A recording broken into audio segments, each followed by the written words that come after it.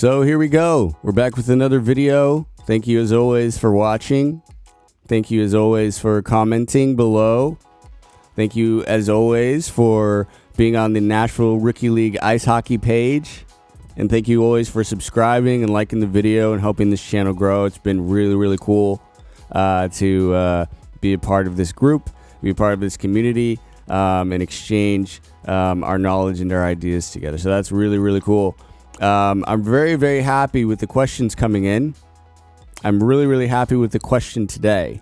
It's a slightly more in-depth question in theory, but I'm going to break it down hopefully very simply so it's not too overwhelming for you. This is a very overwhelming game. There's a big learning curve in this game, as I've said over and over again, but hopefully this will slow the game down for you and help you kind of it'll just help you get better very, very quickly, honestly, without even stepping on the ice, which is really, really cool. So the question was today, how do I get better at positioning in the offensive zone? So how do I get better at positioning in the offensive zone?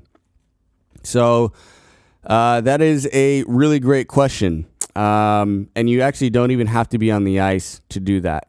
Obviously, the best way to learn that is to be on the ice with your teammates, and there will be nuance in that in some of your positioning, and you'll learn that just through the time that you spend on the ice with your teammates and other players that play in said beer leagues or whatever you're doing. So, but here's what I do off the ice, and I still do this all the time, constantly, because I just like the brain exercise of it. So I teach soccer. So I worked for a Nashville SC for a long time. I still work for Nashville SC, and I train soccer players everywhere from 1 year old all the way to Nashville SC players. So I teach them a lot of stuff and do a lot of training with them. But what I do is with the kids, obviously, you need to teach them the fundamentals of soccer. You need to teach them how to, grow concepts and things like that. So what I do is teach them a concept called, in soccer, it's called tiki-taka. So the concept of that is everything is built in triangles. So I translate that exactly from soccer to hockey, and it works exactly the same. But then I watch different teams like Edmonton, and I watch different teams like Florida, and they're doing the exact same thing. Everything that they're doing is built in the element of triangles. So if I can teach a 2-year-old how to do triangles and work as a team and work and create triangles for passing options for each other at 2 years old, 3 years old, in a little mini scrimmage after I'm done teaching a class of 6, 7, 8 little ones, I think you could do it as well. So here's what you do.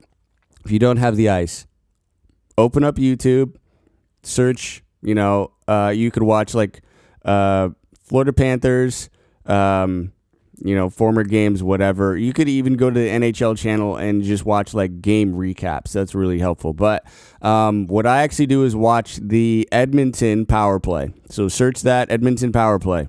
And yes, I get it. It's 5-on-4, but that will really begin to teach you the spacing there, because I need you to see the spacing is more important than it's 5-on-4. So open up a power play, open up a couple power play sessions, however long you can find in a video, whatever.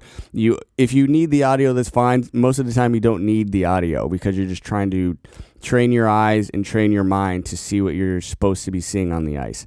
So I play left wing. So I'll open up the power play videos, bang, open it up, and then I will watch that left winger religiously. That's it. And you'll see them move based on where the triangles need to be. Wherever they need to be in that zone, in the offensive zone, is based on triangles. So they will move and shift. And if they're not in a position where they are completing a triangle, they move. And so all you need to do, open those videos, watch that, slow it down. I've actually slowed it down quite a bit sometimes. And once your processing speed goes up over time, I think that's a really helpful way. I think that's a very, very helpful way. Once you start translating all of that information, it'll come much easier to you on the ice. It'll be like you've been there before, which is really, really helpful. So again, learn triangles, watch different teams. Edmonton does a very good job. Florida does a very good job of triangles in power play hockey or in 5-on-5 hockey in the offensive zone. And that's really one of the best ways off ice, as opposed to just being on the ice with your teammates and learning and kind of asking questions that way. But great. That's it. If you have something better, fantastic. I'm all ears. I'm all ears for it. Leave your questions, comments, concerns, as always, in the comments below. I'll see you in the next one. Okay, bye.